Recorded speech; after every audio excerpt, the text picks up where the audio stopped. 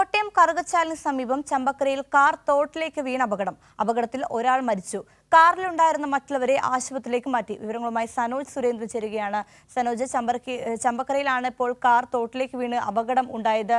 അതുപോലെ തന്നെ എറണാകുളം രജിസ്ട്രേഷനുള്ള കാറാണ് അപകടത്തിൽപ്പെട്ടത് എന്നൊരു വിവരം കൂടി വരുന്നുണ്ട്. എന്താണ് വിശദാംശങ്ങൾ എന്ന് പറയുന്നത്?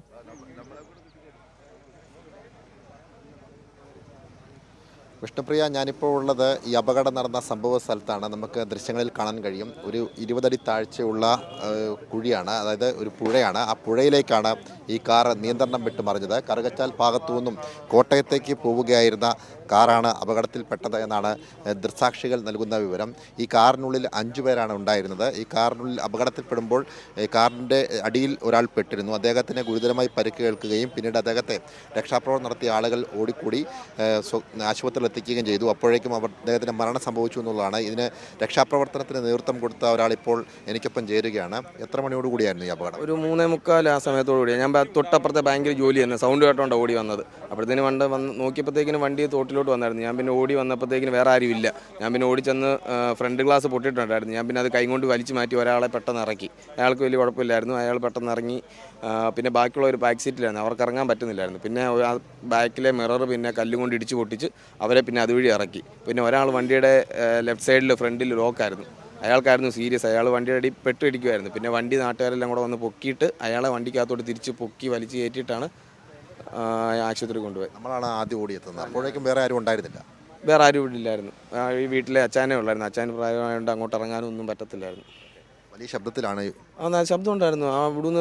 വണ്ടി അവിടുന്ന് പാളുന്ന സൗണ്ടേ നമുക്ക് മേളിൽ നിന്ന് കേൾക്കാമായിരുന്നു. അപ്പോഴേ മനസ്സിലായിരുന്നു എന്തോ ആക്സിഡൻ്റ് ആണെന്ന്. വലിയ വേഗത ഉണ്ടായിരുന്നു. വേഗത്തിൻ്റെ ഒന്നും നമുക്ക് അറിയത്തില്ല, കാരണം അകത്തായിരുന്നു. ബാക്കിയുള്ള 5 പേരാണല്ലോ ഉണ്ടായിരുന്നത്. അതിൽ ഒരാൾ അടിപ്പെട്ടു, ബാക്കിയുള്ളവരെ അപ്പം തന്നെ രക്ഷപ്പെട്ടു. 4 പേരും ബൗൺസേഴ്സ് ആയിരുന്നു. ഒരാളെ ഉള്ളായിരുന്നു, പിന്നെ ഒരു മെലിഞ്ഞ ഒരാൾ. ബാക്കി എല്ലാവരും ബൗൺസേഴ്സ് ആയിരുന്നു. അവരുടെ ഡ്രസ് കോഡും അതും എല്ലാം അങ്ങനത്തെ ആയിരുന്നു. മറ്റ് 4 പേർക്ക് പ്രശ്നങ്ങളൊന്നുമില്ല. മറ്റൊരാളുടെ ഇവിടെ പൊട്ടിയിട്ടുണ്ട്. പിന്നെ ബാക്കിയുള്ള ഒരാളുടെ കൈ അനക്കാൻ പറ്റുന്നില്ല, അങ്ങ് ഭയങ്കര വേദനയായിട്ടും ഇരിപ്പുണ്ടായിരുന്നു. വേറെ അങ്ങനെ ആർക്കും സീരിയസ് ആയിട്ടുള്ള പ്രശ്നമായിരുന്നു. ആ ഒരാൾക്കേ ഉള്ളായിരുന്നു പ്രശ്നം. അയാളെ എടുത്തപ്പോൾ ചെവിയിൽ നിന്ന് മൂക്കിൽ നിന്ന് എല്ലാം ബ്ലഡായിരുന്നു. കണ്ണന്നേരം തുറന്നിരിപ്പുണ്ടായിരുന്നു, പക്ഷേ അനക്കൊന്നുമില്ലായിരുന്നു.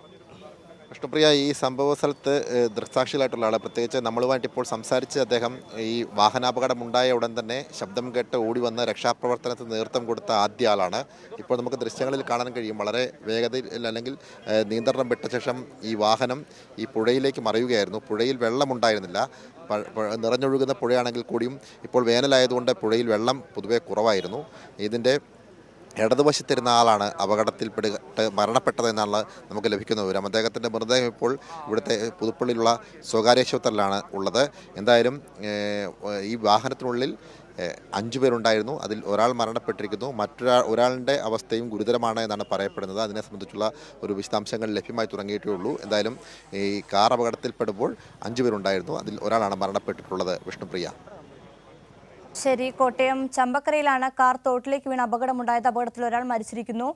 കാറിലുണ്ടായിരുന്ന മറ്റുള്ളവരെ ആശുപത്രിയിലേക്ക് മാറ്റിയെന്നാണ് മനസ്സിലാക്കാൻ സാധിക്കുന്നത്. സനോജ് സുരേന്ദ്രനാണ് വിശദാംശങ്ങൾ നൽകിയത്.